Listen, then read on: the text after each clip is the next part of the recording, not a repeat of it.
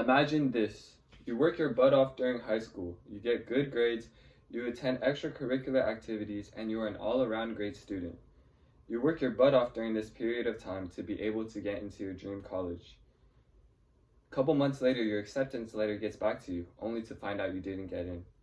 You then ask around and search the media to see who got in and what kind of stats they had.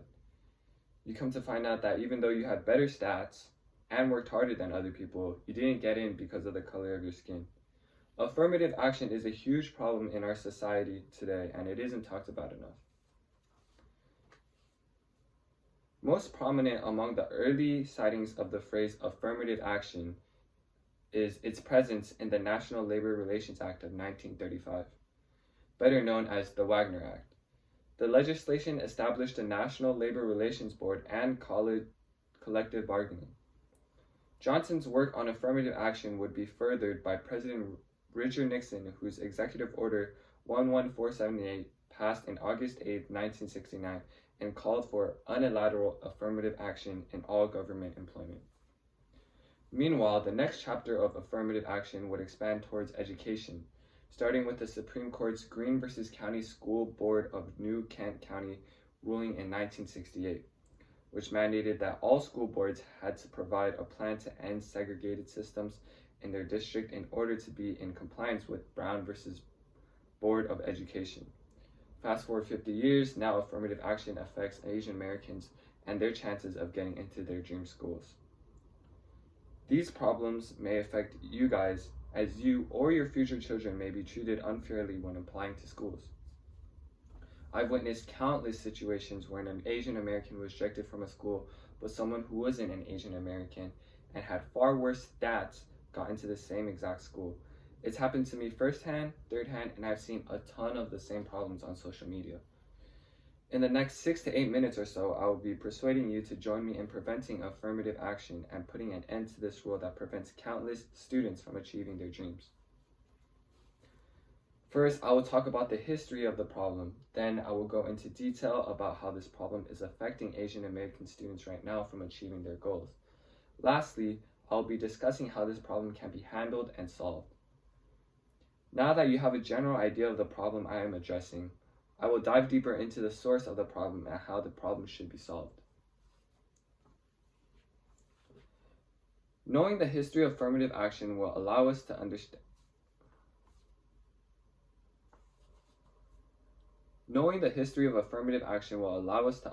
better, thus allowing us to come up with a solution easier. Affirmative action law grew out of the civil rights movement. The phrase first appeared in 1961 when President John F. Kennedy created the Committee on Equal Employment Opportunity. In 1969, white students went to court in an attempt to end affirmative action. Early legal challenges contributed to a shared negative perception of affirmative action among U.S. citizens. The first legal challenge came in 1971, just 2 years after the schools began adopting affirmative action policies. In 2003, the Supreme Court told colleges that they may consider race as a part of a holistic view, but minority applicants could not receive a set number of points because of their race. 4 years later, the court prohibited public high schools from using race as a tiebreaker.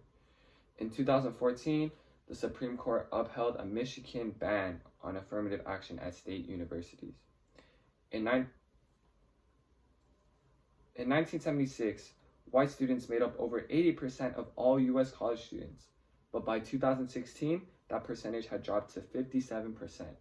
The main goal of affirmative action was to create diversity within the educational system and to allow more students of color to get into their dream schools. However, affirmative action has completely drifted away from this initial goal and is now preventing students of color from making their desired schools. Now I will discuss how affirmative action really affects Asian students across the country. As Asian students across the country continue to rack up the same amount of merits and scores as other students, they are considered less of an applicant because of the color of their skin. Asian American students work their tails off, but yet are set at an immediate disadvantage because of the color of their skin. In 2009, there was a book in which 2 Princeton sociologists, Thomas Espenshade and Alexandra Radford, quantified how well you need to score on your SATs to have an equal chance of admission as someone of another race. It implies that a black student who scores 1,000 on her SAT would have an equal chance of admission as a white student who scores 1310, or an Asian American student who scores 1450. This shows that affirmative action against Asian Americans is very real and puts us at an extreme disadvantage. Asian Americans are forced to work harder throughout their high school careers. Not only does this require more time, but it also puts an additional amount of stress on these students. These students would be more likely to suffer from poor mental health with the amount of stress put on them, all because of affirmative action, a chain reaction of being put at a disadvantage, and an additional amount of stress on these students may affect their lives. I will now discuss the solution to affirmative action against Asian Americans. Affirmative action started in the beginning with a good cause of intent. However, as time passed by, the intention of their affirmative action completely contradicted their initial goal. The way to put Asian American students back on the same level as all other students is to abolish affirmative action. Colleges shouldn't take ethnicity into accountability when determining whether or not a student is fit for their college. If affirmative action were to be abolished, students would all receive an equal opportunity to enter their desired college at the same playing field. All students would be recognized for their merits and achievements rather than being recognized by the color of their skin. To conclude, you have now learned about the history of affirmative action along with how affirmative action affects Asian American students and how this problem could easily be solved.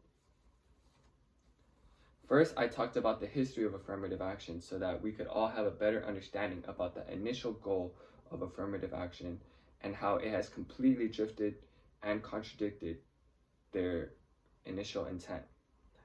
I then proceeded to provide information about how Asian American students are affected by affirmative action and that the disadvantages that Asian American students face because of affirmative action may affect their lives. Finally, I provided a solution for this problem. I hope to have persuaded you to join me in trying to prevent Asian American students from being discriminated against. I hope you will agree that Asian American students don't deserve to be put at a disadvantage when applying to colleges. Every student should be able to have an equal opportunity to apply to their dream school.